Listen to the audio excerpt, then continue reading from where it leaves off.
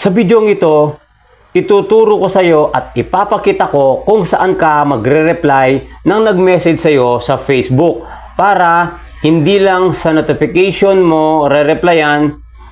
Ituturo ko, pupunta tayo sa Comments Manager. Kung baguhan ka, para sa iyo to. Kasi sa sobrang dami nating followers na baguhan, para sa iyo to.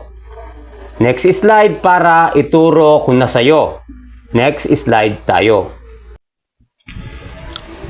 Ayan guys, pupunta tayo sa Facebook. Click natin yung Facebook. Pagka-click mo yung Facebook, nakikita mo yung bandang kaliwa, yung profile picture natin. Click mo yan. Pagka-click mo yan, scroll natin para magitna siya. Ayan. Nakikita mo yung C dashboard. I-click mo yung C dashboard.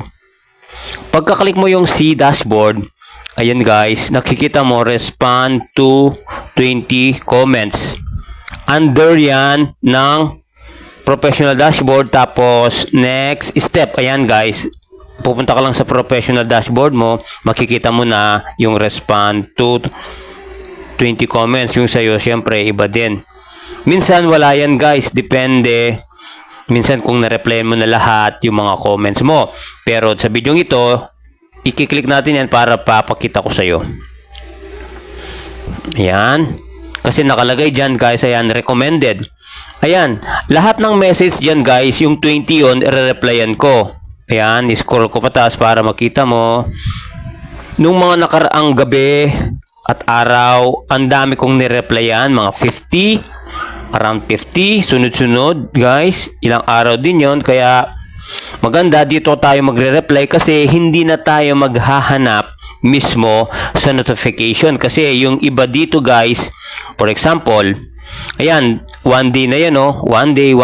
So, nandito lahat yung mga comments na nire-recommend ni Kuya Meta. Yun guys, sana may natutunan ka, lalo na sa mga bago nating followers.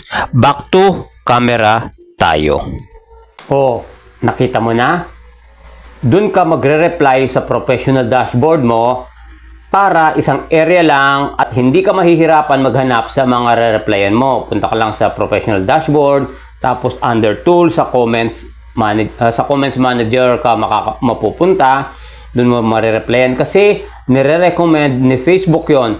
Para syempre pag nirecommend niya, isa ring way yun para matap natin yung algorithm ni Facebook. Maraming salamat guys. Sana may natutunan ka sa video ito.